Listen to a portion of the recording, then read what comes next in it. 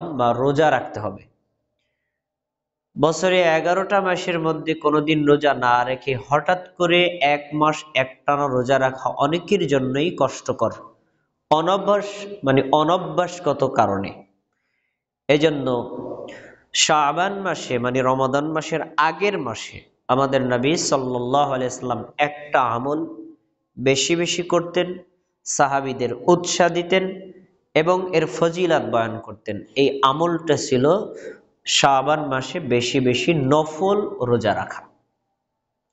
বুখারী মুসলিমের হাদিস আছে, রাসূল সাল্লাল্লাহু আলাইহি ওয়াসাল্লামের স্ত্রী আয়েশা রাদিয়াল্লাহু তাআলা আনহা বলেন, নবী সাল্লাল্লাহু আলাইহি ওয়াসাল্লামকে আমি রমাদান মাস ব্যতীত, কারণ এটা তো ফরজ, এই হিসাবটা আলাদা, বাকি 11 মাসের মধ্যে শাবান মাসে এত রোজা রাখতে দেখেছি, অন্য কোনো মাসে এত পরিমাণ নফল রোজা রাখতে দেখি নাই।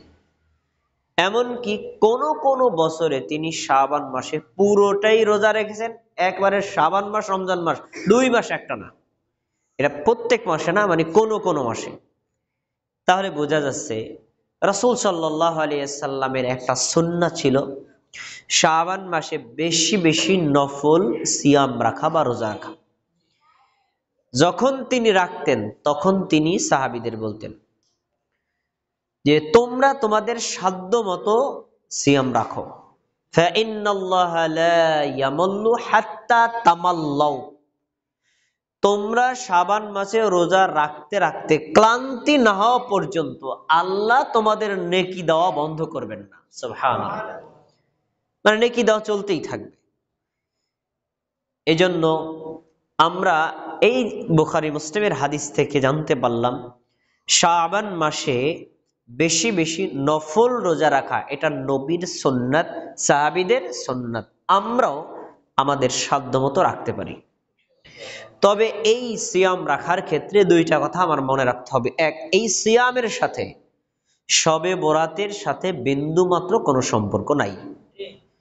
2 নম্বর, এই সিয়ামটার জন্য নির্ধারিত কোনো দিন 5টা 10টা, প্রথম সপ্তাহ, মাঝের সপ্তাহ, শেষ সপ্তাহ, এমন কোনো কথা না। আপনার সুবিধা, একটা না ভাঙ্গা ভাঙ্গা আপনি যেভাবে মনে চায় রাখতে পারবেন। 5টা মনে চায় রাখেন, 10টা মনে চায় রাখেন, প্রথম 10টা রাখতে মনে চায় রাখেন, শেষ 10টা রাখতে মনে চায় রাখেন, মাঝে 2টা রাখতে মনে চায় রাখেন। কোনো নির্ধারিত সংখ্যাও নাই আর নির্ধারিত কোনো নিয়মও নাই, আপনার সুবিধা মতো আপনি রাখবেন। এটা হলো শাবান মাসে আমাদের একটি গুরুত্বপূর্ণ আমল। আমরা এই আমলটাকে একটু বিশ্লেষণ করি। কেন আমরা সাধারণত দেখতে পাই বাংলাদেশ সেনাবাহিনীতে যারা চাকরি করে কেউ কিন্তু পরীক্ষায় পাশ করে সরাসরি সেনাবাহিনীতে যোগদান করতে পারে না। ওনাদেরকে 6 মাসের একটা প্রশিক্ষণে নেয়। 6 মাস অথবা কখনো কখনো 1 বছর প্রশিক্ষণে রাখে, যে আপনি যে সৈনিক হিসেবে জীবনযাপন করবেন, আপনার জীবনটা কিন্তু এই রুলসে চালাইতে হবে, এই রুলসে আপনার চলবে, দৈনন্দিন রুটিন এই সিস্টেমে আপনার চলবে। তো ওইটাকে শেখানোর জন্য একটানা 6 মাস বা 1 বছর পর্যন্ত তাকে প্রশিক্ষণ দেওয়া হয়, যার ফলে বাকি সৈনিক জীবন 20-25 বছর যা কাটায় উনি ওনার রুলসটা প্র্যাকটিক্যালি বুঝে আমল করা সহজ হয়ে যায়। আমরা আসছে রমাদান মাসে, পুরো রমাদান মাসে রোজা রাখা আমাদের জন্য ফরজ। এই রমাদান মাসে এই ফরজটা যদি আপনি হঠাৎ করে শুরু করেন, অনেকের জন্য বোঝা হয়ে যাবে। এজন্য আমরা বলতে পারি যে রমাদান মাসে যে সারা মাস রোজা রাখবো তার জন্য একটু প্রশিক্ষণ স্বরূপ, যাতে আমার রমাদান মাসে রোজা সহজ হয়, এই মাসে 2-4টা রোজা যদি আপনি রাখেন, আপনার জন্য রমজান মাসে রোজাটা রাখা প্রশিক্ষণ স্বরূপ সহজ হয়ে যাবে। আচ্ছা, এবার আমি আপনাদের সামনে আজকে আলোচনা করব, আমার খুতবার বিষয়টা হলো শবে বরাতের পরিচয় এবং তার হুকুম। প্রিয় ভাইয়েরা, বাংলাদেশ, ভারত, পাকিস্তানের জনগণ হাজার বছর যাবত পর্যন্ত শবে বরাতের আমল করে আসছে, নিয়ম করে আসছে। এই শবে বরাতকে নতুন করে পরিচয় দেওয়ার কোনো দরকার নাই, কারণ এটা আমভাবে সব মানুষই জানে, এমনকি হিন্দুরাও জানে শবে বরাতের কথা। কিন্তু আমি আজকে নতুন করে পরিচয় দেওয়ার একটা মৌলিক কারণ হলো এই শবে বরাত বলতে কি বুঝায় আর আমরা করি কি, শবে বরাতের সম্পর্কে ইসলামের নির্দেশনা কি আর আমরা জানি কি, মানি কি, এই পার্থক্যটা কমপক্ষে আমাদের একটু জ্ঞান দিয়ে বোঝা দরকার। প্রিয় ভাই, আসুন প্রথমে আমরা শবে বরাতের পরিচয় জানার চেষ্টা করি।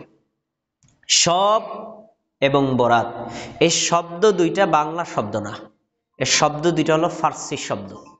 এক সময় ভারত, বাংলাদেশ, পাকিস্তান যখন একটা রাষ্ট্র ছিল, সম্রাট আকবর, সম্রাট জাহাঙ্গীর যখন এরা ক্ষমতায় ছিল, তখন এই দেশে ফার্সি ভাষা ছিল জাতীয় ভাষা। তো ওই ফার্সি ভাষা থেকেই ওই শবে বরাত শব্দ দুইটা এসেছে। সব অর্থ রাত, বরাত অর্থ ভাগ্য।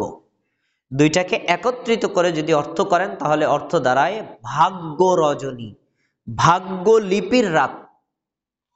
আচ্ছা, এখন এই শবে বরাত অর্থ বাংলায় আমরা করলাম ভাগ্য লিপির রাত। এই শবে বরাত শব্দটার আমরা আরবি করি, আসেন আরবি করি। সব অর্থ রাত, এটার আরবি শব্দ হলো লাইলাতুল।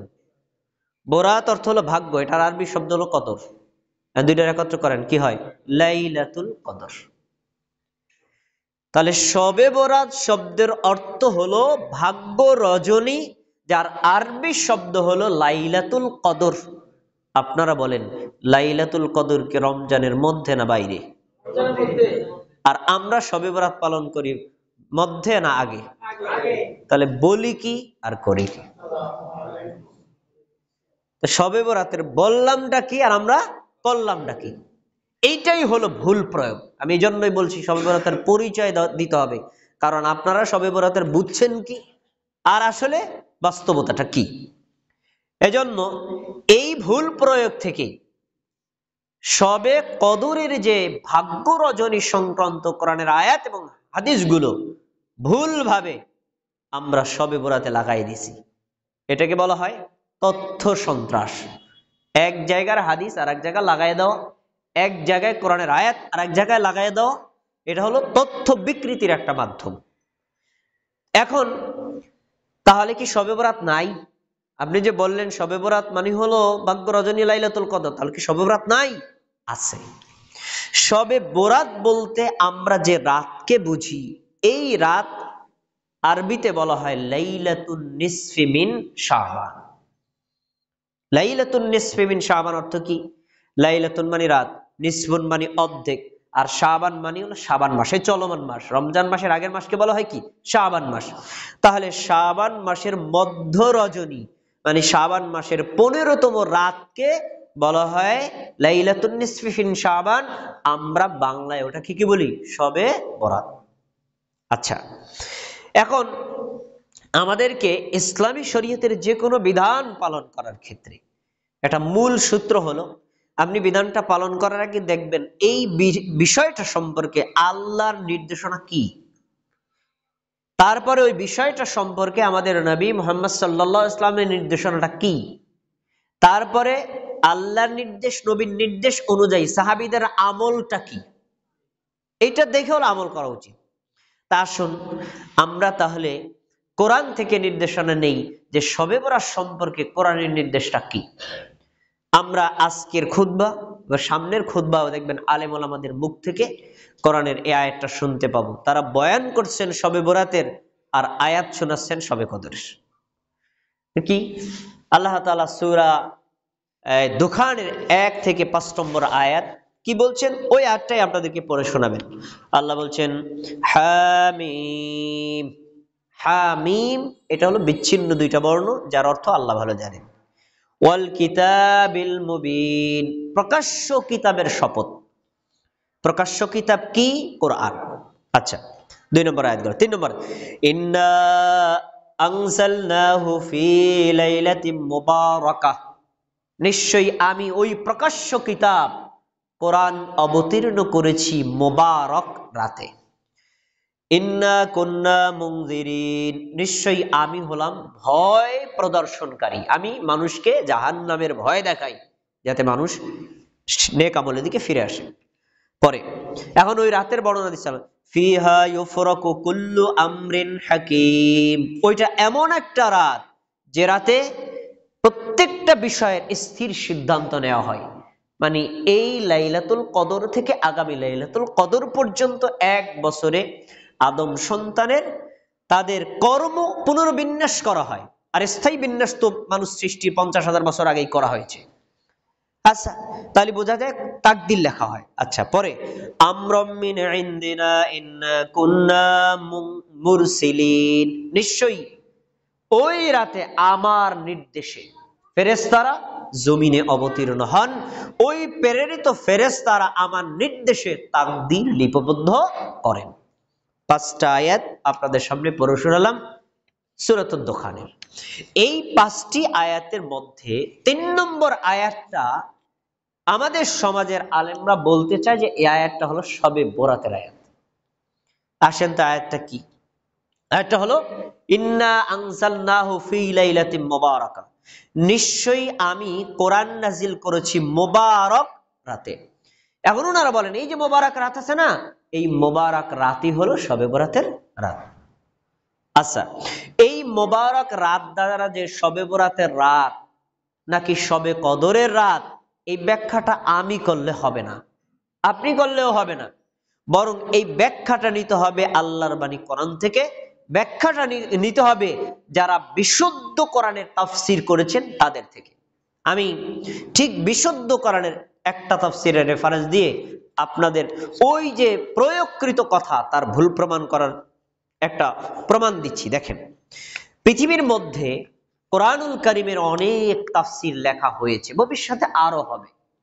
তবে যত তাফসীর লেখা হয়েছে, এই লেখা তাফসীরগুলোর মধ্যে মানে পৃথিবীর অধিকাংশ মুমিন, অধিকাংশ মুসলিম, অধিকাংশ মুফাসসির, অধিকাংশ আলেম, সে হোক হানাফি, হোক শাফি, হোক হাম্বলি, হোক মালিকি, হোক আহলে হাদিস অথবা যেই তরিকার, তারা এক বাক্যে স্বীকার করেছেন যে পৃথিবীর 1 নম্বর শ্রেষ্ঠ তাফসীর হলো তাফসীরে ইবনে কাসির। এখানে একটা কথা বলে রাখি, তাফসীর ইবনে কাসির আমরা চিনি, কিন্তু আসলে এই তাফসীরটার নাম কিন্তু ইবনে কাসির না। এই তাফসীরটার নাম হলো তাফসীরুল কুরআনিল আযীম, মহান কোরআনের তাফসীর। কিন্তু লিখেছেন ইমাম ইবনে কাসির, ওনার নামে আমরা এটাকে তাফসীর ইবনে কাসির হিসেবে চিনি। আচ্ছা, যাই হোক, এই যে ইবনে কাসির রাহিমাহুল্লাহ, তিনি তার তাফসীরে এই আয়াতের, সূরা দুখানের এই আয়াতের ব্যাখ্যা কিভাবে করেছেন দেখেন। তিনি কোরআন থেকে প্রমাণ দিয়েছেন মুবারক রাত দ্বারা শবে বরাতের রাত উদ্দেশ্য না, মুবারক রাত দ্বারা উদ্দেশ্য হলো কদরের রাত। দেখেন, আমি আপনাকে হুবহু একেবারে ওনার কথাগুলো শোনাচ্ছি। কি বলছেন উনি? তিনি বলছেন ইয়াকুলু তাআলা মুখবিরান আনিল কুরআনিল আযীম, মহান আল্লাহ মহান কোরআনের সংবাদ দিতে গিয়ে বলেছেন, কি বলেছেন? ইন্নাহু আনজালাহু ফি লাইলাতিন মুবারাকা, আল্লাহ কোরআন নাজিল করেছেন মুবারক রাতে। সূরা দুখার 3 নম্বর আয়াত দ্বারা কি বুঝায়? কি আল্লাহ কোরআন নাজিল কোন রাতে? মুবারক রাতে। এখন দেখেন কি বলছেন, ওয়াহিয়া লাইলাতুল কদর, ওই মুবারক রাতটাই হলো কদরের রাত। তাহলে উনি কি মুবারক রাত দ্বারা কি শবে বরাতের রাত উদ্দেশ্য করেছেন না কদরের রাত? আচ্ছা, এখন উনি যে শবে বরাতের অর্থ না করে শবে কদরের অর্থ করলেন, ওনার কথাটা সত্য না মিথ্যা, ইনি এটা কোরআন থেকে প্রমাণ দিয়েছেন। প্রমাণটা কি দেখেন, কামা ক্বালা তাআলা, যেমন আল্লাহ তাআলা বলেছেন কি, ইন্না আনজালনাহু ফি লাইলাতিল কদর, নিশ্চয়ই আমি কোরআন নাজিল করেছি কদরের রাতে। সূরা কদর 1 নম্বর আয়াত।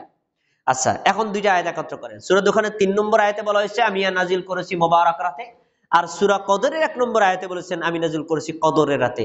তাহলে একটা রাতের কয়টা নাম হয়ে গেল? 2টা নাম, কদর আর মুবারক।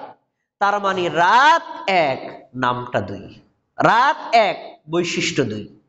আচ্ছা, এখন উনি আবার আরেকটা আয়াত দিচ্ছেন। কোন আয়াত?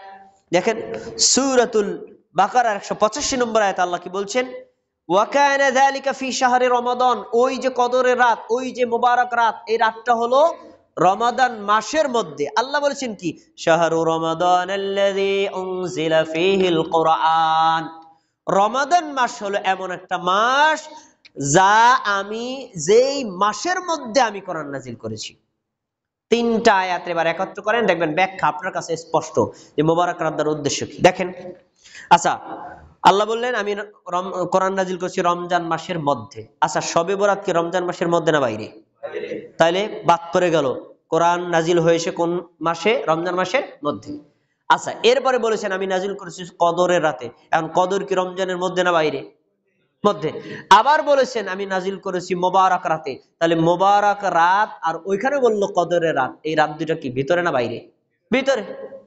তাহলে কোরআনের আয়াত তিনটা একত্র করলে স্পষ্ট বোঝা যায় যে মোবারক রাত দ্বারা উদ্দেশ্য লাইলাতুন নিসফে মিন শাবান, শবে বরাতের রাত নয়, উদ্দেশ্য হলো কদরের রাত।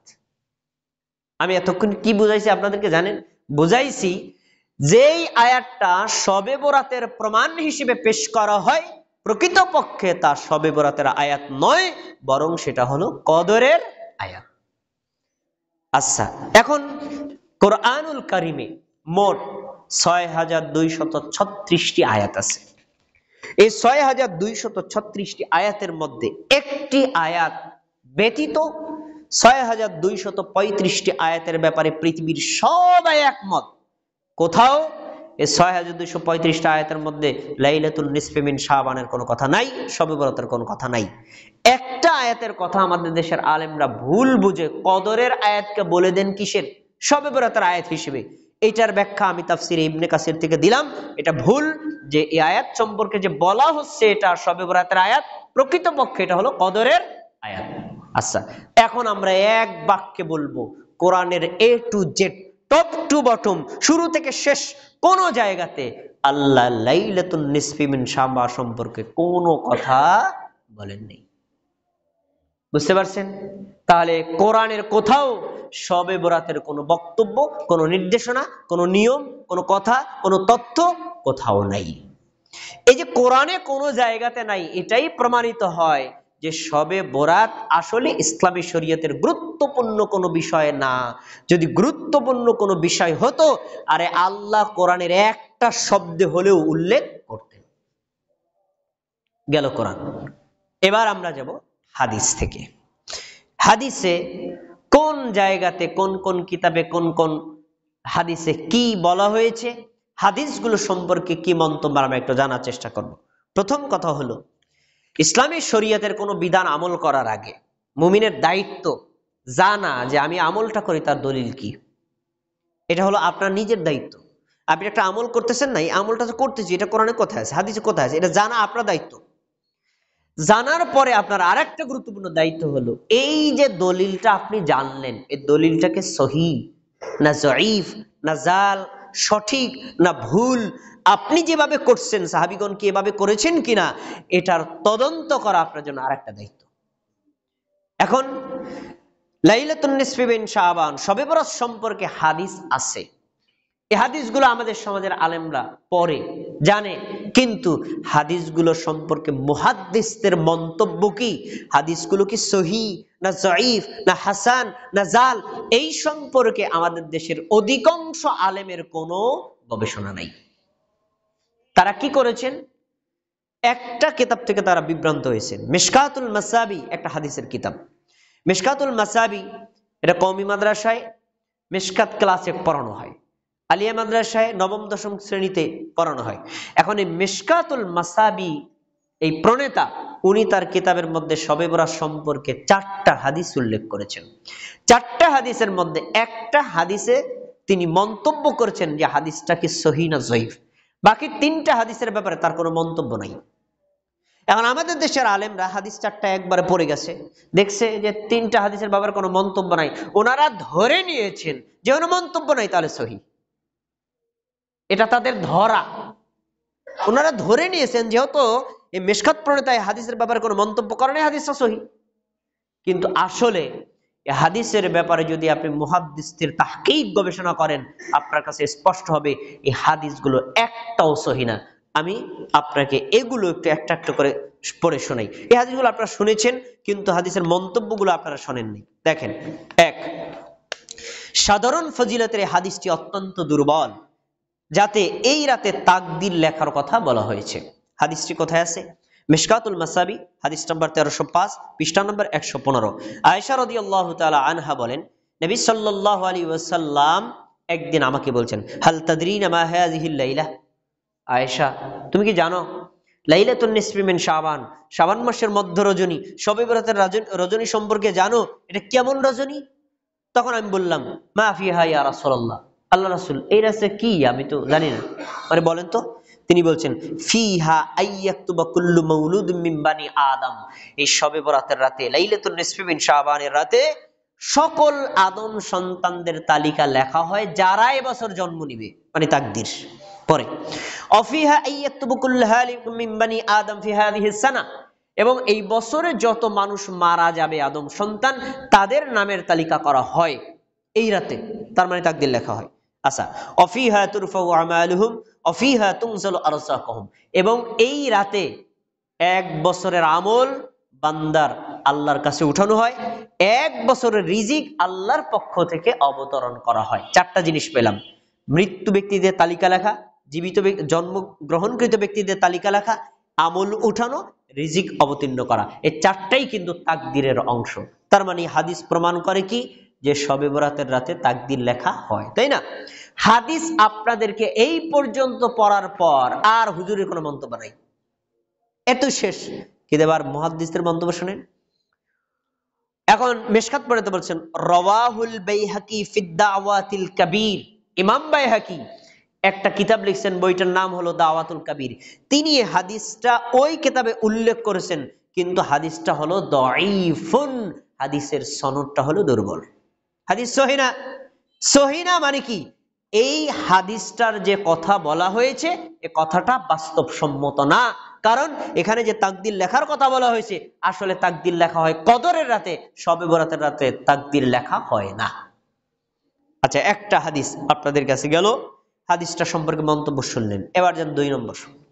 সাধারণ ফজিলতের হাদিসটি দুর্বল, যাতে বলা হয়েছে কালব গোত্রের ছাগলের পশম পরিমাণ ক্ষমার কথা উল্লেখ করা আছে। কি দেখেন, এটাও উল্লেখ আছে তিরমিজি হাদিস নাম্বার 739, মিশকাত এবং ইবনে মাজাহ হাদিসটা উল্লেখ করা আছে। দেখেন, আয়েশা রাদিয়াল্লাহু তাআলা আনহা বলেন, ফাকাতু রাসূলুল্লাহ সাল্লাল্লাহু আলাইহি ওয়াসাল্লাম লাইলাতান, এক রাতে আল্লাহ রাসূল আমার ঘরে শুয়েছিলেন। অর্ধেক রাতে ঘুম থেকে উঠে দেখি নবী আমার ঘরে নাই, আমার পাশে শোয়া ছিলেন, নাই তিনি। আমি তাকে তালাশ করতে বের হয়ে গেলাম। আমি বের হয়ে আমার কক্ষ থেকে একটু দূরেই বাকি কবরস্থান, সেখানে গেলাম। দেখলাম ওখানে নবী সাল্লাল্লাহু আলাইহি ওয়াসাল্লাম দাঁড়িয়ে আছেন, কবর জিয়ারত করছেন। নবী সাল্লাল্লাহু আলাইহি ওয়াসাল্লাম আমার উপস্থিতি টের পেয়ে তিনি বলছেন, আকুনতি তাখাফিনা আইয়ুহিফাল্লাহু আলাইকা ওয়া রাসূলুহু, তুমি কি মনে করেছো আল্লাহ এবং তার রাসূল তোমার সাথে খেয়ানত করবেন? মানে বুঝাতে চাইছেন আজকে তোমার সাথে আমার রাত থাকার কথা, তুমি কি মনে করছো তোমার সাথে না থেকে আমি আজকে আরেক স্ত্রীর কাছে চলে যাব? এটা তো খেয়ানত, এটা আমি করব না। আচ্ছা, কুলতু, আমি বললাম, ইয়া রাসূলুল্লাহ, আমি ওইটাই মনে করছিলাম, আপনি মনে হয় অন্য কারো স্ত্রী ঘরে গেছেন। এখন শোনেন, বলছেন শোনো, ইন্নাল্লাহা আযজা ওয়া জাল্লা ইয়ানজিলু লাইলাতান নিসফি মিন শাবান ইলা সামাঈদ দুনিয়া, আজকে হলো শাবান মাসের 15তম রাত, শবে বরাতের রাত। এই রাতে আল্লাহ দুনিয়ার আসমানে নেমে আসেন। আচ্ছা, তারপরে বলেন ফায়াগফিরুলি আকসারি মিন আদাদি শাআরি গনামি কালব, কালব গোত্রের যত ছাগল আছে, ছাগলের গায়ে যত পশম আছে, এক একটা পশম এক একজন বান্দা, এভাবে যত পশম হয় তত পরিমাণ বান্দাকে আল্লাহ ক্ষমা করেন। এটা বললেন কে? আমাদের নবী। কাকে? তার স্ত্রীকে। আচ্ছা, আপনাদের এই হাদিস শোনা আছে, কারণ শবে বরাতের রাতে হুজুরের কাছে গেলেন এই হাদিস পাইবেন বলছে, কিন্তু হাদিসটা বলার পরে আর কিছু বলে নাই, ওখানে শেষ। পরে দেখেন কি বলছেন, এই হাদিসটা উল্লেখ করার পরে ইমাম তিরমিজি বলছেন, ক্বালা আবু ঈসা, ইমাম তিরমিজি বলেন, হাদিসুন আয়েশা লা না'রিফু ইল্লা মিন হাদাল ওয়াজহু মিন হাদিসে হাজ্জাজ। এই যে আয়েশা কর্তৃক বর্ণিত হাদিসটা উল্লেখ করা হলো, হাজ্জাজ থেকে ব্যতীত অন্য কোন সনদে আমরা এই হাদিসটা পাইনি। তার মানে হাদিস সনদ একটা। পরে কি বলছেন, সামিআতু মুহাম্মাদান ইউদাইফু হাদাল হাদিস। ইমাম তিরমিজির ওস্তাদ ইমাম বুখারী, ইমাম তিরমিজি বলছেন, আমি আমার ওস্তাদ ইমাম বুখারীকে জিজ্ঞেস করেছিলাম এই হাদিসটা সম্পর্কে আপনার মন্তব্য কি? আপনি তো আমিরুল মুমিনিন ফিল হাদিস, মুহাদ্দিস জগতের শিরোমণি, আপনার গবেষণা তো উচ্চমানের, এই হাদিসটা সম্পর্কে আপনার মন্তব্য কি বলেন? তখন ইমাম বুখারী বলেছেন, ইউদাইফু হাযাল হাদিস, হাদিসটা হলো বানানো। তাহলে হাদিসটা ঠিকই হুজুর আপনারা শোনাবে, কিন্তু হাদিস সম্পর্কে মুহাদ্দিসদের মন্তব্য বলবে না। এজন্য হাদিসটা জানার পরে হাদিস আপনাকে জানতে হবে সহিহ কিনা, সহিহ হলে বিশ্বাস করবেন, আমল করবেন, জয়ীফ আর মাউযু হলে তার উপর আমল করা যাবে না। ইমাম বুখারী স্পষ্ট উল্লেখ করলেন, ইমাম তিরমিজি স্পষ্ট উল্লেখ করলেন, এটা হলো বানোয়াট হাদিস। তাহলে বানোয়াট হাদিসের উপর আমল করবেন কিভাবে? এ আমল করা যাবে না। তা কেন? ইমাম বুখারীকে জোর করে বললেই হবে না, ইমাম বুখারী কারণ ব্যাখ্যা করেছেন। শোনো, ওয়াকাল আল বুখারী ইয়াহইয়া লাম ইয়াসমা মিন উরওয়া ওয়াল হাজ্জাজ লাম ইয়াসমা মিন ইয়াহইয়া। এখানে দুইজন ব্যক্তির কথা বলা হয়েছে, আমি অমুকের থেকে শুনেছি, আমি অমুকের থেকে শুনেছি, আমি তদন্ত করে দেখেছি, ওরা না শুনেই বলেছে অমুকের থেকে শুনেছে, আসলে শুনে নাই। তাহলে বানোয়াট গ্রহণযোগ্য না। আচ্ছা, গেল দুইটা হাদিস। এবার 3 নম্বর, সাধারণ ফজিলতের হাদিসটি অত্যন্ত দুর্বল, যাতে এই রাতের নফল সালাত এবং শবে বরাতের দিনের বেলায় রোজা রাখার কথা বলা হয়েছে। আমাদের সমাজে দেখবেন শবে বরাতের রাতে নফল সালাত আদায় করা হয় এবং ওই রাত চলে গেলে তারপরে দিনের বেলায় রোজা রাখা হয়। কিসের উপর ভিত্তি করে? এই হাদিসটার উপর ভিত্তি করে। এই হাদিস আপনাকে শবে বরাতের রাতে হুজুর শোনাবে, কিন্তু হাদিসটা সম্পর্কে মুহাদ্দিসটা কি বলেছেন এটা আপনারে পিড়াইলেও শোনাবে না। দেখেন, আন আলিয়িন ক্বালা রাসূলুল্লাহ সাল্লাল্লাহু আলাইহি ওয়াসাল্লাম, আলী রাদিয়াল্লাহু তাআলা আনহু বলেন, রাসূল সাল্লাল্লাহু আলাইহি ওয়াসাল্লাম বলেন, ইযা কানাত লাইলাতুন নিসফিন শাবান ফাকুমু লাইলাহা ওয়াসুমু নাহারাহা। শোনো, শাবান মাসের মধ্য রজনী মানে 15তম রাত, শবে বরাতের রাত যখন আসে তখন তোমরা ওই রাতের নফল সালাত আদায় করো। আচ্ছা, ওয়াসুমু নাহারাহা, দিনের বেলায় রোজা রাখো। তার মানে শবে বরাতের রাতের নফল নামাজের নির্দেশ পাওয়া গেল, দিনের বেলা রোজা রাখার নির্দেশ পাওয়া গেল। আচ্ছা, বলছেন কেন? কারণ কি? শুনুন, ফাইনাল্লাহা ইয়ানজিলু ফিহা লিগুরুবিশ শামস, এটা এমন এক রাত যে রাতে আল্লাহ তাআলা দুনিয়ার আসমানে নেমে আসেন। আচ্ছা, আসার পরে তিনি মানুষদেরকে ডাকেন যে আলা মিন মুস্তাগফিরিন লি ফাগফিরুল্লাহ, কেউ কি আছো আমার কাছে ক্ষমা চাওয়ার? ক্ষমা চাও, আমি ক্ষমা করে দিব। আলা মিন মুস্তারজিকিন ফারুজুকা, কেউ কি আছো রিজিক চাওয়ার? আমার কাছে রিজিক চাও, আমি রিজিক দিব। আলা মিন মুবতালিন, কেউ কি আছো বিপদগ্রস্ত? আমার কাছে বিপদ থেকে উদ্ধার চাও, ফাউআফি, আমি বিপদ থেকে উদ্ধার করব। আচ্ছা, আলা কাজা আলা কাজা হাত্তা ইয়াতুলি আল ফজর, এরকম বলতে বলতে ফজর হয়ে যায়। তাহলে এই হাদিস এই পর্যন্ত আপনাকে আলেমরা শোনাবে। কি বোঝা গেল? যে এই রাতে আল্লাহ দুনিয়ার আসমানে নেমে আসেন, বান্দাকে ক্ষমা করেন, বান্দাকে রিজিক দেন, বান্দাকে বিপদ থেকে উদ্ধার করেন। এই পর্যন্ত বলার পর বলবেন তাহলে আজকে ফজিলতের রাত, আপনারা বেশি বেশি আল্লাহর কাছে দোয়া করেন, ক্ষমা চান, বেশি বেশি রিজিক চান, বেশি বেশি বিপদ থেকে উদ্ধার চান, আজকে বেশি বেশি ইবাদত করেন। হুজুর এটা বলবে, কিন্তু এই হাদিসটা সম্পর্কে মুহাদ্দিসরা কি বলছে এটা বলবে না। এখন শোনেন মুহাদ্দিসদের মন্তব্য। মুহাদ্দিসরা কি বলছেন এই হাদিসটা সম্পর্কে। এই হাদিসটি উল্লেখ করার পরে ইমাম ইবনে মাজাহ বলেছেন যে ফি যাওয়াইদি ইসনাদুহু দাঈফুন, এই হাদিসটি উল্লেখ করা আছে মাজমাউজ যাওয়ায়েদ নামে একটা হাদিসের কিতাবে, কিন্তু এই হাদিসটার সনদটা হলো দুর্বল। ইসনাদুহু দাঈফুন, হাদিসের সনদটা দুর্বল। বলছেন কেন দুর্বল? লিদুফি আব্দুল্লাহ ইবনে লাহিয়া, এই হাদিসের বর্ণনাকারীদের মধ্যে একজন ব্যক্তির নাম আছে আব্দুল্লাহ ইবনে লাহিয়া। মুহাদ্দিসরা একমত যে এই আব্দুল্লাহ ইবনে লাহিয়া কর্তৃক বর্ণিত হাদিস সহিহ নয়, হাদিসটা দুর্বল। তাহলে যদি হাদিসটা দুর্বল হয় তাহলে গ্রহণযোগ্য না।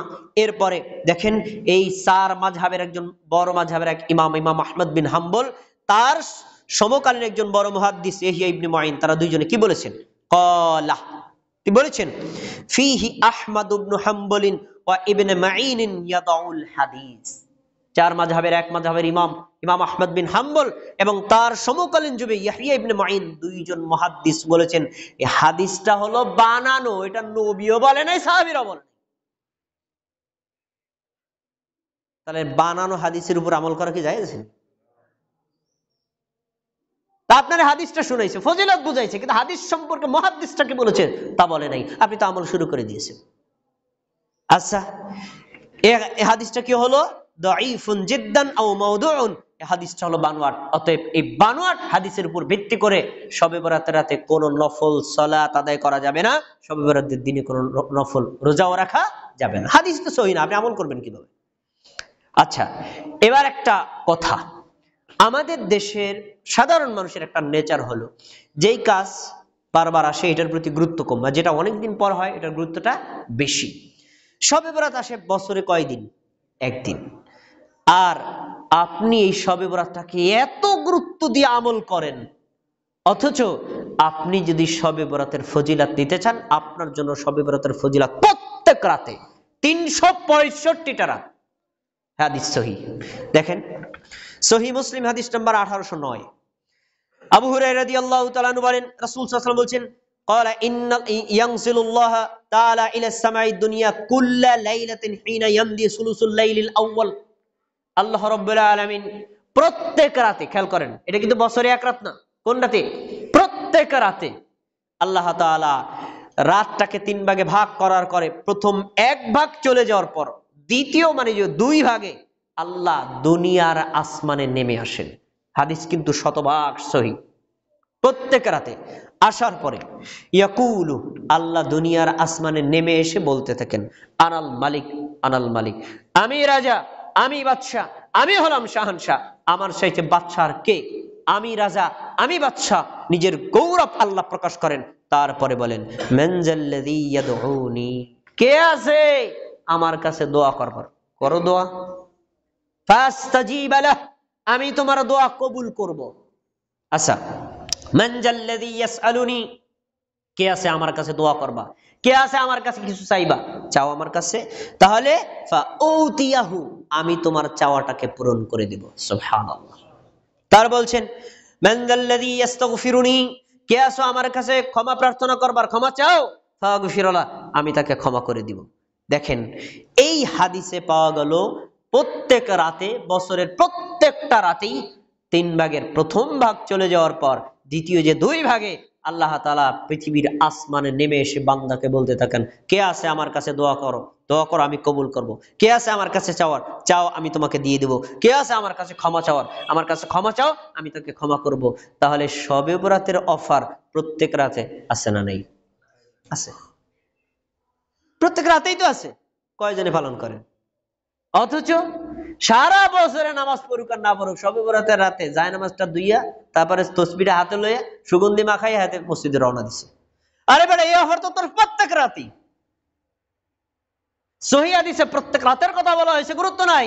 আর জয়ীফ হাদিস, জাল হাদিসে বছরে একটা রাতের কথা বলা হয়েছে, এর জন্য কি গুরুত্ব? তারপরে কতক্ষণ চলে আল্লাহর এই অফার? বলছেন, ফালা ইয়াজালু কাযালিকা হাত্তা ইউদি আল ফজর, সেই যে রাত থেকে শুরু হয় ফজর উদিত হওয়া পর্যন্ত আল্লাহ বান্দাকে এভাবে ডাকতেই থাকেন। অতএব আপনি যদি শবে বরাত পালন করতে চান, আরে ভাই, বছরে এক রাতের দরকার নেই, আপনার জন্য প্রত্যেকটা রাতেই হলো শবে বরাত। আচ্ছা, এবার আসুন, আমি আপনাদের 3টে হাদিস শোনাইলাম এই শবে বরাত সম্পর্কে, এবং মুহাদ্দিসদের মন্তব্য শোনাইলাম। একটা হাদিস, এই হাদিসটা আমাদের দেশের আলেমরা খুব গলায় জোর দিয়ে বলে। একটা কারণ আছে, কারণ আমরা যারা আহলুল হাদিস, হাদিস সম্পর্কে আমরা মোটামুটি যে গবেষণা করি, মুহাদ্দিসরা কি মন্তব্য করেছে জেনে শুনে আমল করি, এজন্য আমরা বলি যে আপনারা শবে বরাতের আমলগুলো করেন। এর পক্ষে কোরআনের কোনো আয়াত নাই, এর পক্ষে সহিহ কোনো হাদিস নাই, আছে জয়ীফ হাদিস, জয়ীফ হাদিসের ভিত্তি করে আপনারা আমল করেন। এর চাইতে সহিহ হাদিস তো কত পড়ে রয়েছে, একটা আমল করেন না। তখন তারা কয়, এই যে পাইছে, আহলে হাদিসগো কামল হলো কাটছাট। 20 টাকা তারাবি বানাই দিছে, 8 টাকা 12 টাকা কমে গেছে। তারা নামাজ ইবাদত খালি কমায়, শবে বরাত মানুষ এসে 200 টাকাতে ইবাদত নামাজ পড়বে, দোয়া করবে, এর আরো ইবাদত কমাই দেয়। এই জন্য আহলে হাদিসদের আটকানোর জন্য তারা একটা হাদিস গলায় জোর দিয়ে বলে। কারণ আহলে হাদিসদের একজন বড় ইমাম, বড় আলেম, তার নাম আল্লামা নাসিরউদ্দিন আলবানী রাহিমাহুল্লাহ, যিনি মুহাদ্দিস জগতের এই গত শতাব্দীর শ্রেষ্ঠ মুহাদ্দিস, তিনি শবে বরাতের হাদিস সব একখানে করে একটা হাদিসের ব্যাপারে বলেছেন ইসনাদুহু হাসান, এই হাদিসটার সনদটা ভালো। এখন তারা বলে, এই মেয়ে আহলে হাদিসরা তোমরা শবে বরাত পালন করো না, দেখো তোমাদের একজন বড় আলেম এই তো কিছু হাদিস সহিহ, তা পালন করো না কেন? আচ্ছা, ওই হাদিসটা আমি একটু হাইলাইট করে আপনাদেরকে বলি, দেখি এই হাদিসে কি করতে বলা হয়েছে। হাদিসটি উল্লেখ করা আছে সুনান ইবনে মাজাহ 1390 নম্বর হাদিস, পৃষ্ঠা নম্বর 99। হাদিসে দেখেন, আন আবি মুসা আল আশআরী রাদিয়াল্লাহু তাআলা আনহু, আবু মুসা আশআরী রাদিয়াল্লাহু তাআলা আনহু থেকে বর্ণিত, আর রাসূলুল্লাহ সাল্লাল্লাহু আলাইহি ওয়াসাল্লাম, তিনি আল্লাহর রাসূল থেকে বর্ণনা করেন, তিনি বলেন, ইন্নাল্লাহা লা ইয়াত্তালিউ ফি লাইলাতিন নিসফি মিন শাবান, নিশ্চয়ই আল্লাহ শাবান মাসের মধ্যরাতে সৃষ্টির দিকে মনোযোগ দেন। এই হাদিসটা আপনার খুব ভালো করে বোঝা দরকার। সৃষ্টির দিকে মনোযোগ দেন, ফায়াগফিরু লিজামিই খালকিহি, সৃষ্টির সবাইকে ক্ষমা করে দেন, কেউ বাদ পড়বে না। এখানে হানাফি, শাফি, হাম্বলি, মালিকি, আহলে হাদিস কেউ বাদ পড়বেন, সবাই ক্ষমা করবেন। তবে 2 জন ব্যক্তি বাদ পড়বেন, ক্ষমা পাবেন না। কি? ইল্লা লিমুশরিক, যে লোকটা শিরিক করে আল্লাহ এরাতে তাকে ক্ষমা করেন না। আও মুশাহিন, যে লোকটা হিংসা, বিদ্বেষ, শত্রুতা, যারা এই অন্যায়ে জড়িত, তাদেরকে আল্লাহ ক্ষমা করেন না। এই হাদিসটা উল্লেখ করার পরে ইমাম ইবনে মাজাহ বলছেন, ফিস সাওয়াইদি ইসনাদুহু দাঈফুন, ইমাম ইবনে মাজাহ নিজেই বলছেন এই হাদিসটা আছে মাজমাউজ জাওয়ায়েদ কিতাবে, হাদিসটার সনদটা হলো দুর্বল। আর আরেকটা কারণ হলো তাদলিস ওয়ালিদ ইবনে মুসলিম, এই হাদিসের মধ্যে ওয়ালিদ ইবনে মুসলিম একজন ব্যক্তি আছেন, যিনি একজন রাবীর নামকে গোপন করেছেন। তাদলিস করেছেন, এজন্য হাদিসটা দুর্বল। এখন এই হাদিসটার যে মন্তব্য আপনারা জানলেন, কিন্তু ইমাম আলবানী রাহিমাহুল্লাহ তিনি বলেছেন যে এই হাদিসের যে মূল বক্তব্য, এই মূল বক্তব্য আরো প্রায় কয়েকটা সনদে পাওয়া যায়। সনদটা এককভাবে দুর্বল, কিন্তু মূল বক্তব্য কয়েকটা সনদে পাওয়া যায়।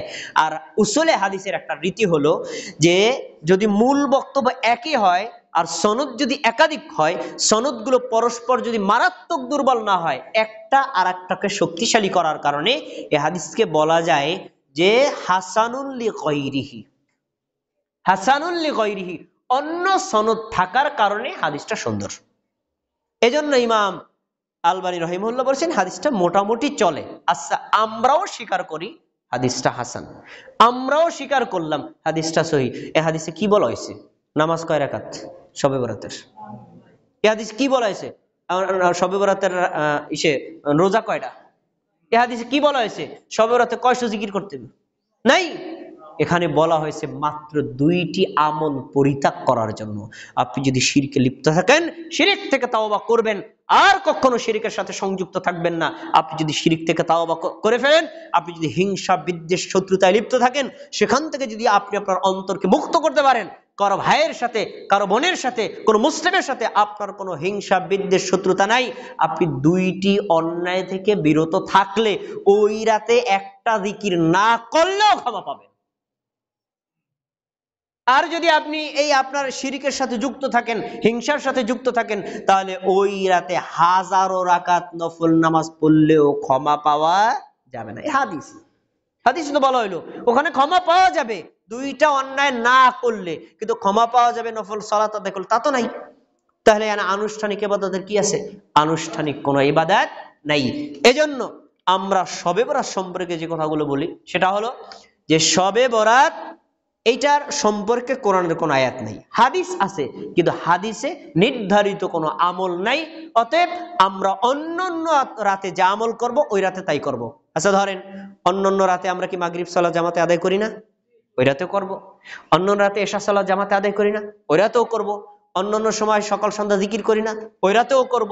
অন্যান্য রাতে তাহাজ্জুদ পড়ি না? ওই রাতেও তাহাজ্জুদ পড়ব। অন্যান্য দিনে আপনি যদি মনে করেন ওই যে আইয়ামে বীজের রোজা রাখেন, প্রত্যেক মাসের 13, 14, 15 তারিখ আপনি যদি রোজা রাখেন, এ মাসেও রাখবেন। আপনি যদি সোমবার রোজা রাখেন, ওই দিন যদি সোমবার হয় রোজা রাখবেন। তাহলে এটা আমভাবে অন্যান্য দিনে আপনার যে আমল হয় আমলটা ঠিক থাকবে, অন্যান্য রাতের যে আমল হয় আমলটা ঠিক থাকবে। আপনি যদি শিরিক থেকে মুক্ত থাকেন আর আপনি যদি হিংসা থেকে মুক্ত থাকেন, শবে বরাতের রাতে স্বয়ংক্রিয়ভাবে আপনি আল্লাহর পক্ষ থেকে ক্ষমা পেয়ে যাবেন। এবার একটা বাস্তবতার কথা বলে আমার কথা শেষ করছি। বাস্তবতা হলো যে রাতে শিরিক করলে ক্ষমা পাওয়া যাবে না, হাদিসে পাওয়া গেল। যে রাতে হিংসা করলে ক্ষমা পাওয়া যাবে না, হাদিসে পাওয়া গেল। ওই রাতে শিরিক আরো বেশি করে।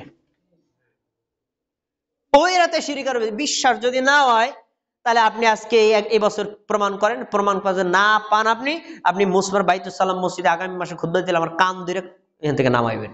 কি দেখেন, আপনি যান ঢাকা শহরে, দেখবেন ঢাকা শহরে শবে বরাতের এশার নামাজ পড়ার পর জিকির আজকাল 2-4 রাকাত নামাজ পড়ে হ্যাঁ এবার তাজবিল হয়ে বের হয়ে গেছে, গোলাপ সারা মাজার, হাইকোর্ট মাজার, এই মাজার ওই মাজার, এই দরবার যায় নাকি যায় না? এই যে মাজারে গমন করা, মাজারে গিয়ে ইবাদত করা, মাজারে গিয়ে দান করা, মাজারে গিয়ে দান সদকা করা, মাজারে গিয়ে ইবাদতের কোনো কিছু প্রার্থনা করা, এগুলো কি শিরক নয়? তাহলে যেই রাতে শিরক করলে ক্ষমা করা হবে না, বান্দা ওই রাতে শিরক আরো বেশি করে। জাতি কোন দিকে রয়েছে? ওই যে রাসূল সাল্লাল্লাহু আলাইহি ওয়াসাল্লাম বলছেন কোন মানে মুসলিম পুরুষ যদি টাকনুর নিচে পোশাক পরে তাহলে ওই অংশটুকু জাহান্নামে যাবে। নারী কি করবে? নারী কি টাকনুর নিচের অংশ খোলা রাখবে না ঢাকা রাখবে? আর পুরুষ খোলা রাখবে। আপনি যান শরীয়তপুর জেলার মার্কেটে যান, যাই দেখবেন পুরুষের যে কটা আছে 100 জনের মধ্যে 99 জন ওর প্যান্টের হলো টাকনুর নিচে, আর নারীদেরকে দেখবেন 100 জনের মধ্যে আছে 80 জন টাকনু খোলা। শয়তান কিভাবে আমাদেরকে মানে বিকৃত করেছে। শয়তান যা মানে আল্লাহ যা বলেছেন তার বিপরীত করায় জাহান্নামে নিচ্ছে। শবে বরাতের রাতে শিরিক করলে ক্ষমা পাওয়া যাবে না, ওই রাতে শিরিক আরো বেশি করে। এজন্য আপনি যদি ওই রাতে ক্ষমা পেতে চান, আপনাকে অন্যায় কাজ থেকে বেরিয়ে আসতে হবে। আলোচনার প্রেক্ষাপটে আমি বাংলাদেশের, ভারত, পাকিস্তানে এই তিনটা রাষ্ট্রে এই রাত কেন্দ্রিক যে বেদাত গুলো হয়, যা নাই কোরআনে, যা নাই হাদিসে, আমি তার একটা তালিকা আপনার সামনে পেশ করছি। 14টি তালিকা আমি আমার গবেষণার আলোকে পেয়েছি। দেখেন, এক, ভালো ভালো খাবার তৈরি করে খাওয়া, আর এতে সারা বছর ভালো খাবার খাওয়া যাবে বলে বিশ্বাস করা। এটা আমাদের সমাজে অনেকেরই প্রচলিত আছে। আরে অন্য রাতে মুরগি ঠিক রান্না নেই, ওই রাতে গরু গোশত রান্না হয়ে গেছে। কেন? আজকে তাকদীরের রাত, আজকে যদি ভালো খাও তাহলে সারা বছর ভালো খাওয়া যাবে। এটা কি বিদআত? কোরআন হাদিসে কোথাও নাই। 2 নম্বর, হালুয়া রুটি তৈরি করে খাওয়া, বিতরণ করা, এতে কোনো নেক আছে বলে বিশ্বাস করা। এখন কমছে, আগে ছিল না কি ছিল না? আমি যে কত রুটি আর হালুয়া খাইছি, ইমাম ছিলাম, মুসল্লিরা সব পাঠাই দিত, ইমাম সব খান। আরে ভাই, খাওয়ার কারণে পেট গেছে বইয়া, ইবাদত করবো কেমনে? এই যে ওই রাতে হালুয়া তৈরি করে রুটি তৈরি করলে নেকি হবে, কল্যাণ হবে, বিশ্বাস করা, এটা বিদআত, কোরআন হাদিসে নাই। 3 নম্বর, এ রাতের ইবাদতের উদ্দেশ্যে গোসল করা, এতে কোনো নেক আছে বলে বিশ্বাস করা, এটা হচ্ছে বিদআত। এই বিদআত আমি নিজেও আমল করছি, আল্লাহ আমাকে ক্ষমা করুক। কেমনে আমল করছি? মকসুদুল মুমিনিন নামে একটা বই আছে না, ও বইটা পড়ছি। শবে বরাতের বিবরণ পড়ে দেখলাম যে উনি উল্লেখ করছে, শবে বরাতের রাতে ইবাদতের উদ্দেশ্যে কেউ যদি গোসল করে, তাহলে গোসল করলে ওনার যতটুকু পানি লাগবে, 1 ফোঁটা পানি 700 রাকাত নফল নামাজের নেকি। তা আমি বলছি, কি রে ভাই, সারা রাত তো 100 রাকাত পড়তে পারবো না, তো গোসলটা যদি শীত হয়, কষ্ট করে করিয়ে ফেলাই, তাহলে 1 ফোঁটা পানিতে যদি আমি 700 রাকাত নফল নামাজের নেকি পাই, তো ওই রাতে যদি 2 বালতি পানি ঢালাই যায়, তাহলে আর ইবাদত করা লাগে আর কি, নেকি তো পেয়ে গেছি। কিন্তু এই কথার দলিল কোরআনেও নাই, হাদিসেও নাই। বিনা দলিলে যে আমলগুলো করা হয়, এটা বিদআত। আমাদের অনেকেই এরকম করে, একবার প্রচন্ড শীত সবরতার মানে সন্ধ্যার আগে গোসল করে, কেন? নেকি আছে, বিদআত। তারপরে 4 নম্বর, এ রাতে তাকদীর লেখা হয় বলে বিশ্বাস করা। শোনেন, শবে কদর রাতে তাকদীর লেখা হয়, কোরআন দ্বারা প্রমাণিত, হাদিস দ্বারা প্রমাণিত। শবে বরাতের রাতে তাকদীর লেখা হয় না, বিশ্বাস করলে এটা বিদআত হবে। 5 নম্বর, এ রাতে মৃত মানুষের রূহ আগমন করে বলে বিশ্বাস করা। অনেক সমাজে এটা প্রচলিত আছে, শবে বরাতের রাতে আমার বাপ দাদা যারা মারা গেছেন, তারা এই রাতে এসে, রূহ এসে বলতে থাকে, এই আমার নাতি নাতকুররা, কবরে আমি কষ্ট পাইতেছি, মল্লিক আজকে একটু দান সদকা করবি না? এজন্য শবে বরাতের রাতে ভিক্ষুকদের একেবারে পকেট ভর্তি, ওই বেশি বেশি দান করলে কল্যাণ হয়। এটি হলো, দান করলে তো নাকি হবে সাধারণভাবে যে কোনো সময়, কিন্তু ওই রাতে করলে স্পেশাল নাকি হবে, এটি বিদআত। তারপরে 6 নম্বর, এ রাতে কবর বা মাজার জিয়ারত করা। একটু আগে যেটা বলে আসলাম, এই রাত উপলক্ষে কোনো কবর বা মাজার জিয়ারত করা যাবে না। আপনি আপনার বাবার, আপনি আপনার দাদার, আপনার আত্মীয় স্বজনের কবর জিয়ারত করেন, 24 ঘন্টা আপনার জন্য উন্মুক্ত, দিনক্ষণ নাই, যখন মনে হচ্ছে তখন জিয়ারত করবেন, কিন্তু এই রাতে করলে নাকি হবে, এটা বিদআত। তারপরে 7, এ রাতের ফজিলাতে মিথ্যা কিসসা কাহিনী, জাল জয়ীফ হাদিস বর্ণনা করা। আমি তো জাল জয়ীফ হাদিস বর্ণনা করছি, কিন্তু সনদের মন্তব্যগুলো বলে দিচ্ছি। হুজুর এই হাদিসগুলো বলে, কিন্তু মন্তব্য বলে না। এজন্য জাল হাদিস বলার সময় বলতে হবে, হাদিসটা জাল, এর উপর আমল করা হারাম, এই হাদিসটা জয়ীফ, এই হাদিসের উপর আমল করা যাবে না, এভাবে বর্ণনা করা যাবে। কিন্তু আপনি কোনো মন্তব্য বলবেন না, সাধারণ মানুষ তো মনে করবে সহিহ হাদিস, আমল শুরু করবে, এভাবে বলা যাবে না। তারপরে 8 নম্বর হলো, ইবাদত করার জন্য মসজিদে একত্রিত হওয়া, সারা রাত নফল ইবাদতে মগ্ন হওয়া। শোনেন, মসজিদ তৈরি করা হয়েছে ফরজ সালাত জামাতের সাথে আদায় করার জন্য, নফল সালাতের জন্য মসজিদ না, নফল সালাতের জন্য বাড়ির ঘর। তবে কেউ যদি মসজিদে পড়ে, জায়েজ, মসজিদে নফল ইবাদত জায়েজ, কিন্তু উত্তম হলো নিজের ঘর। রাসূল সাল্লাল্লাহু আলাইহি ওয়াসাল্লাম বলছেন, আরে বেটা, তোর ঘরটাকে তুই কবর বানাইস না, কবরে যেও কোনো সময় নামাজ পড়ে না, জিকির করে না, কোরআন তেলাওয়াত করে না, তুই যদি সব ইবাদত মসজিদেই করস, তা তোর ঘর তো কবর হয়ে যাবে।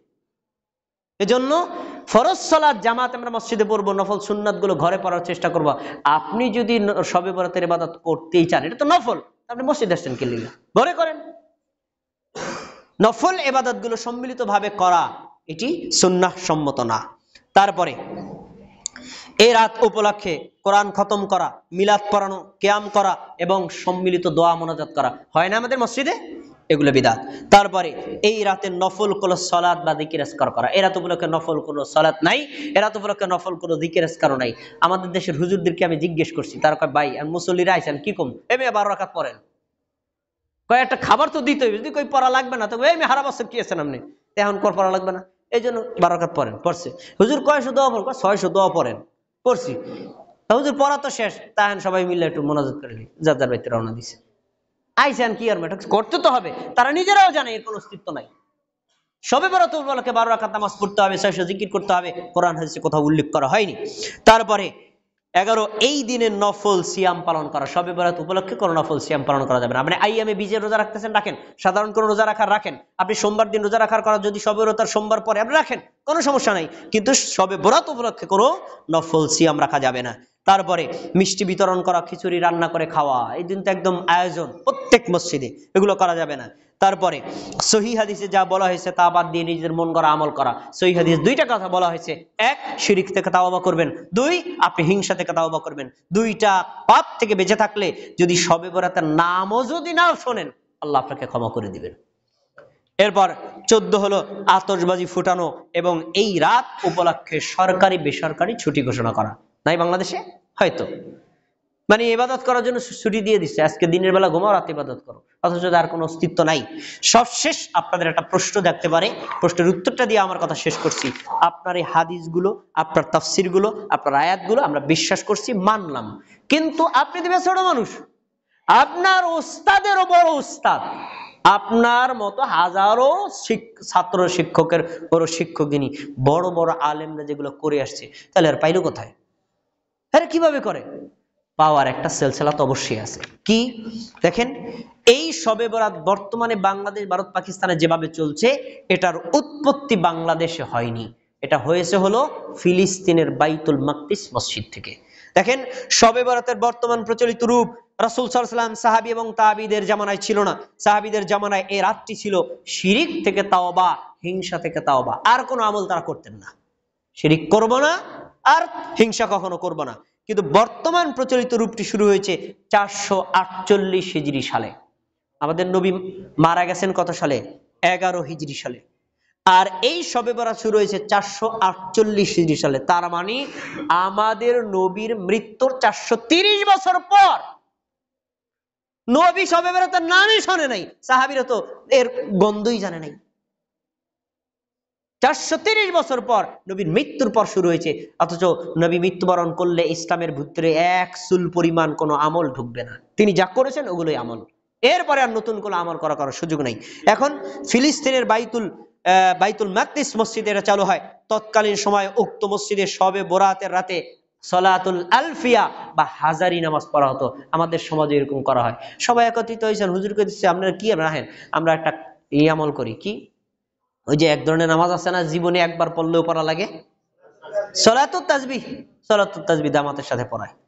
আরে ভাই, সলাতুত তাসবিহ এই হাদিস সম্পর্কে মুহাদ্দিসদের মন্তব্য আছে, কেউ বলেছেন হাসান, কেউ বলেছেন জয়ীফ। আমি হাসান ধরে নিলাম। এটা তো ব্যক্তিগত আমল, এটা কি আপনি সম্মিলিত আমল নাকি? তো জামাতে পারেন কে? আর এটা কি শবে বরাতের আমল নাকি?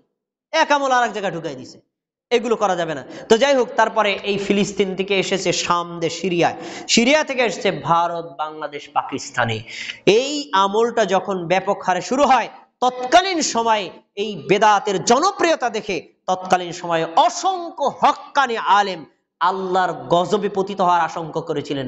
যা কোরআনে নাই, যা কোনো সহিহ হাদিসে বর্ণিত নাই, মানুষের ভিতরে ব্যাপক হারে যেটা প্রচলিত হয়ে গেছে, এমন বেদাত চললে তো আল্লাহর গজব নেমে আসবে, তারাই আশঙ্কা করেছিলেন। তবে মক্কা মদিনাকে আলহামদুলিল্লাহ আল্লাহ তখন থেকে আজও পর্যন্ত হেফাজত করেছেন। এই রাত উপলক্ষে মক্কা মদিনায় স্পেশাল কোনো আমল এখনো করা হয় না। আল্লাহ যতদিন এই সুন্নাহর কেন্দ্র দুটা সংরক্ষণ করবেন, ততদিন পর্যন্ত এই বেদাত আর চলবেও না। এজন্য আপনাদেরকে অনুরোধ করে বলছি, আপনি শবে বরাতের রাতে অন্যান্য দিন যা করবেন তাই করবেন, অন্যান্য রাতে যা করবেন আজকে রাতে তাই করবেন। স্পেশাল ভাবে কোনো আমল যদি করতে হয়, সহি একটা দলিল দেখিয়ে তারপর করবেন, নাহলে করতে পারবেন না। আল্লাহ রাব্বুল আলামিন আমাদের সবাইকে এই শবে বরাতের হাদিসগুলোর অস্তিত্ব এবং মুহাদ্দিসদের মন্তব্যগুলো ভালোভাবে হৃদয়ে বুঝে তারপরে আমল করার তৌফিক দান করুন। আমিন।